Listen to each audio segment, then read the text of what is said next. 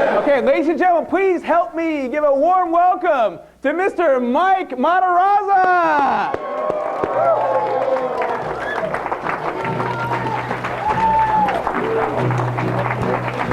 All right. Thank you, sir. Thank you. All right. So how y'all doing? Great. Good. Me too. I am so proud of all of you for being here. I really am, because here's the thing that's different about you. You're the ones who said yes. You were the people that turned around and said, you know what? I can get better. You know what? I do want to learn more. You know what? If there's a way for me to improve and make my business and my life better, I'm going to go see what it is. You're part of the few who do instead of the many who talk.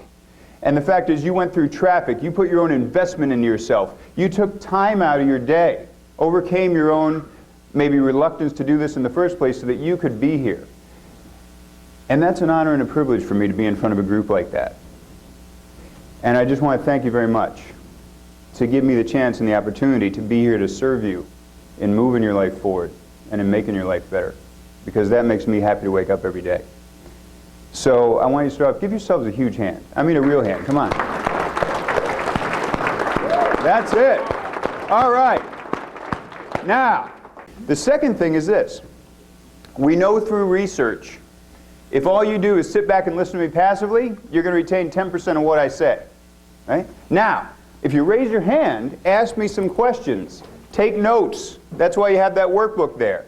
You're going to remember 80 to 90% of this. So the key word while we're together is participation. Say it with me. Participation. Beautiful. That means I'm going to ask you all questions, right? When I do, give me the answer back with a little bit of energy. So let's practice this. I'm going to ask you all questions. When I do, what do you do? Answer. That didn't sound like a room with 250 people in it. Let's try this again. I'm going to ask you all questions. When I do, what do you do? Answer. Great. Or I'll say things like, by a show of hands. Does this ever happen to you? By a show of hands. Do your clients, family, and friends drive you crazy like this? Look at those hands going up right. When I do that, what do y'all reckon you should do? Let's practice this by a show of hands. Try the other one. Back to the first one. All right, they both work. I just wanted to check.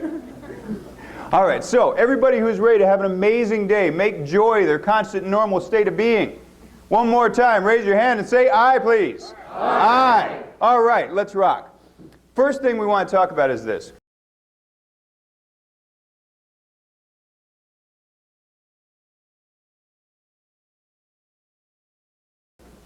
One of the main things, people come up to me and they say, Mike, I really want to be centered, positive, happy. What's the main thing I have to work on first? Clients that I coach personally come up and ask me about this. Corporations that I work with talk to me about this.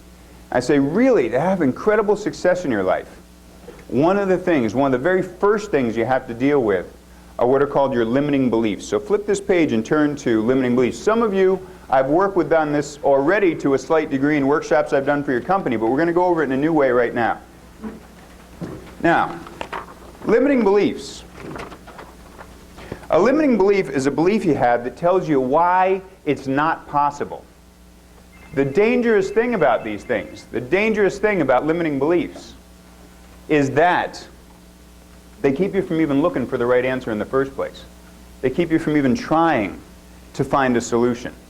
I'll give you a great example of that. The Wright brothers. If you ever want to study some really incredible people, study two people we tend to take a lot for granted.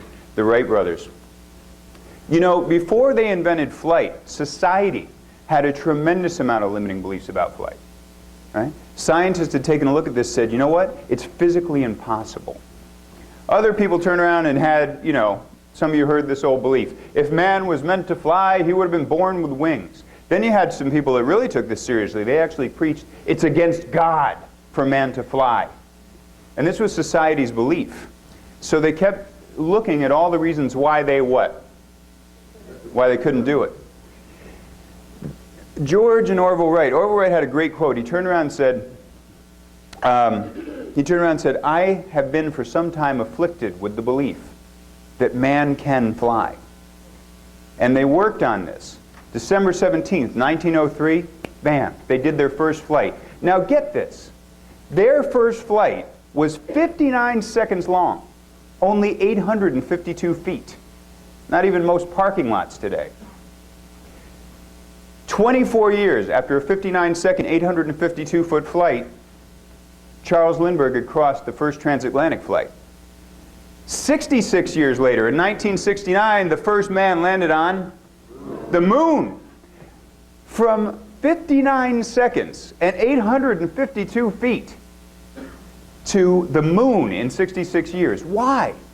Why? Because once the Wright brothers overcame that limiting belief, they caused society to ask different questions. Jot that down for yourself in your notes. They caused society to ask different and better questions. They went from asking, why can't we, to what? How can we? How can we? And all of a sudden, the best minds in the world went to work on this, and solutions started coming. So one of the things that I do when I work with corporations, one of the things that I address immediately is I get the whole team together and we take a look at what are their belief systems about what's possible for them in the business, about what's possible for them in their own personal lives. Same when I work with people on an individual basis. The whole thing is, let's take a look at what beliefs you have that are holding you back. Because there's a success cycle in thinking. In fact, flip the page and you're going to see the success cycle on the top.